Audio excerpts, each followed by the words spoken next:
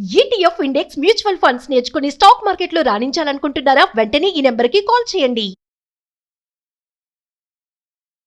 నమస్తే, welcome back to Suman TV. ప్రస్తుతం మనతో పాటు ఉన్నారు అనలిస్ట్ మందరి కృష్ణారెడ్డి గారు. సార్తో మాట్లాడదాం. నమస్తే సార్. నమస్తే అమ్మా. సార్, ఇప్పుడు అమెరికాలో 17 లక్షలు కడితే వేగంగా మనకి గ్రీన్ కార్డ్ వచ్చేస్తుంది అని చెప్పేసి అంటున్నారు.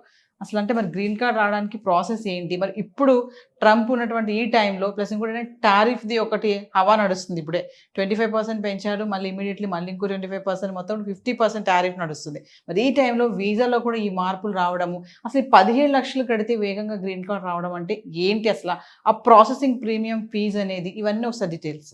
వాస్తవంగా ట్రంప్ రాత్రి ఐడియా వస్తుందో పొద్దున ఐడియా వస్తుందో చెప్పడం చాలా కష్టంగా ఉంది. ట్రంప్ తీసుకున్న నిర్ణయాలతో ఇవాళ అమెరికా ప్రజలే బోరుగోరున విలపించే పరిస్థితి ఏర్పడుతోంది. ప్రతి వస్తువు రేటు 2% నుంచి మొదలు పెడితే 10% దాకా పెరిగిపోయి అమెరికా ప్రజలు చాలా బాధపడుతున్నారు, చాలా కోపంతో కూడా ఉన్నారు. అలాంటిదే ఒక పని అంటే అతను తీసుకున్న ఒక నిర్ణయం ఏంటంటే ఉందో వీసా ప్రీమియం ప్రాసెసింగ్ ఫీజు అనేటువంటిది తీసుకున్న నిర్ణయం. ఈ నిర్ణయం వల్ల ఏం జరుగుతుందంటే లక్షలాది అప్లికేషన్స్లో తేదీ వరకు రావాలంటే ఒకరి తర్వాత ఒకరు రావాలంటే ఆ సీరియల్ ఆర్డర్లో కొన్ని నెలల టైం తీసుకుంటున్నాయి, కొన్ని సంవత్సరాల టైం కూడా తీసుకుంటున్నాయి. కొంతమంది 4 ఏళ్ల నుంచి కూడా వెయిట్ చేస్తున్న వాళ్ళు ఉన్నారు. అంటే కనీసం ప్రాసెస్ అవ్వడానికి, అంటే ఇంటర్వ్యూకి పిలవడానికి. ఇలా కాకుండా ఎవరైతే $20,000 ప్రీమియం ప్రాసెసింగ్ ఫీజులు పే చేస్తారో వాళ్ళ అప్లికేషన్స్ని మిగతా వాళ్ళ అప్లికేషన్స్ నుంచి వేరు చేసి తొందరగా ప్రాసెస్ అయ్యేటట్టుగా చేస్తారు. అంటే దీని అర్థం $20,000 కడితే వీసా వచ్చినట్టు కాదు. చాలామంది భ్రమపడుతున్నారు. వీసా రావడం కాదు, వీసా ప్రాసెసింగ్ కోసం వస్తుంది. అంటే ప్రాసెసింగ్ స్థాయికి వస్తుంది. ప్రాసెసింగ్లో పాస్ అయితే, ప్రాసెసింగ్లో వాళ్ళు ఒకవేళ సక్సెస్ అయితే అప్పుడు వాళ్ళకు వీసా వస్తుంది. ఒకవేళ సక్సెస్ కాకపోయినా ఫెయిల్ అయినా ఈ $20,000 తిరిగి ఇవ్వరు. ఇది ప్రాసెస్ చేసినందుకు మాత్రమే ఖర్చు కింద ఈ డబ్బు తీసుకుంటారు తప్ప ప్రాసెస్కి వీసా రావడానికి సంబంధం లేదు. కాబట్టి $20,000 వీసా వచ్చినా రాకపోయినా అమెరికా గవర్నమెంట్కు మనం పే చేసుకున్నట్టే లెక్క. అంటే ఏదో ఒక రూపం లోపల వలసదారుల్ని, అంటే ఇతర దేశాల నుంచి తమ దేశానికి రావాలనుకుంటున్న వాళ్ళ దగ్గర నుంచి డబ్బు పిండడానికి ట్రంప్ వేసినటువంటి మరొక ఎత్తుగడైంది. దీనివల్ల కోట్ల రూపాయలు ఆదాయం వస్తుందని నమ్మకం. అంటే వేల మంది కడతారు, లక్షల మంది కూడా కట్టినా ఆశ్చర్యపడాల్సిన అవసరం లేదు. అలా 4-5 లక్షల అప్లికేషన్స్లోంచి 1,00,000 అప్లికేషన్స్ ఒకవేళ ప్రాసెసింగ్కి వచ్చినా 1,00,000 ఇంటూ $20,000 చొప్పున అంత ఆదాయం అమెరికాకు వచ్చే అవకాశం ఉందనే ఉద్దేశంతో తీసుకున్న నిర్ణయం. కానీ ప్రాసెసింగ్లో మాత్రం చాలా కఠినతరమైనటువంటి నిర్ణయాలు తీసుకోవడం జరిగింది. ఒక వ్యక్తి యొక్క చరిత్ర మొత్తం సోషల్ మీడియా అంతా కూడా చెక్ చేసి ఆ సోషల్ మీడియా ద్వారా ఎక్కడైనా సరే అమెరికా దేశాన్ని అవమానపరుస్తూ కానీ, అమెరికాకు స్నేహపూర్వకమైన దేశాన్ని అవమానపరుస్తూ కానీ, ఎక్కడైనా అతనిలో కొంచెం విప్లవాత్మకమైన భావాలు ఉన్నట్టు అనిపించినా, అతను రేపొద్దున అమెరికాకి ఏదైనా విద్రోహం తలపెట్టే అవకాశాలను అనిపించినా, ఏ రకమైన భావం వాళ్ళకి కనిపించినా నిర్దాక్షిణ్యంగా వీసాని వాళ్ళు రద్దు చేసే ప్రమాదం ఉంది. వీసా జోలికి వెళ్ళడానికి అవకాశం లేదు. మళ్ళీ కొంత గ్యాప్ ఇచ్చిన తర్వాత కానీ వీసాకి మళ్ళీ అప్లై చేసుకునేందుకు అవకాశం ఉంటుంది.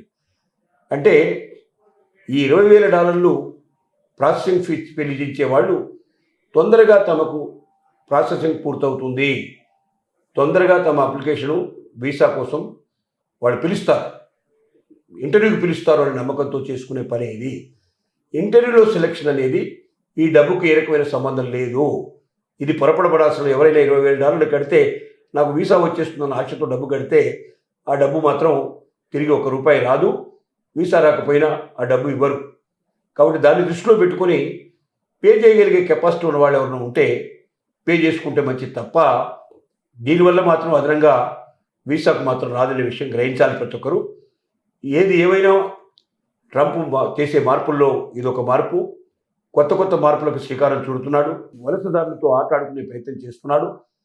దీనివల్ల లక్షలాది మంది, కోట్లాది మంది చాలా బాధపడుతున్నారు. ట్రంప్ వచ్చినప్పటి నుంచి ఇప్పటిదాకా అసలు అమెరికాలో మరి ఎన్ఆర్ఐలు ఉండాలా అక్కర్లేదా అనేది తెలియకుండా ఉంది. చాలామంది 50% వెళ్ళేవాళ్ళు ఇప్పటికే వాళ్ళు ఆగిపోయారు. ఇంకా భవిష్యత్తు అక్కడి నుంచి వచ్చేవాళ్ళ సంఖ్య కూడా చాలా రోజు రోజుకు పెరిగిపోతూ ఉంది. మరి ఈ పరిస్థితుల్లో అమెరికాకు వెళ్ళి ఎవరైతే వెళ్ళదలుచుకున్నారో అమెరికాకి వాళ్ళందరూ కూడా స్వతంత్రంగా తమ చదువుకోగలిగే పరిస్థితులు ఉన్నవాళ్ళు మాత్రమే వెళ్ళాలి. అక్కడ ఉద్యోగాలు చేసి సంపాదించి నేను అక్కడ చదువుకుంటానని ఆశపడేవాళ్ళు మాత్రం అమెరికా వైపు వెళ్ళారు అంటే వాళ్ళు అరెస్ట్ అయ్యే ప్రమాదం ఉంది. ఎందుకంటే యూనివర్సిటీ జాబ్స్ తప్ప బయట జాబ్ చేయడానికి వీలు లేదు.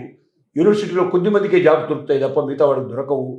బయట జాబ్ చేసిన మరుక్షణమే అతన్ని ప్యాక్ చేసి వెనక్కు పంపించే అవకాశం, అతని మీద పెనాల్టీలు వేసే అవకాశం, అతనికి శిక్షలు వేసే అవకాశం కూడా ఉంది.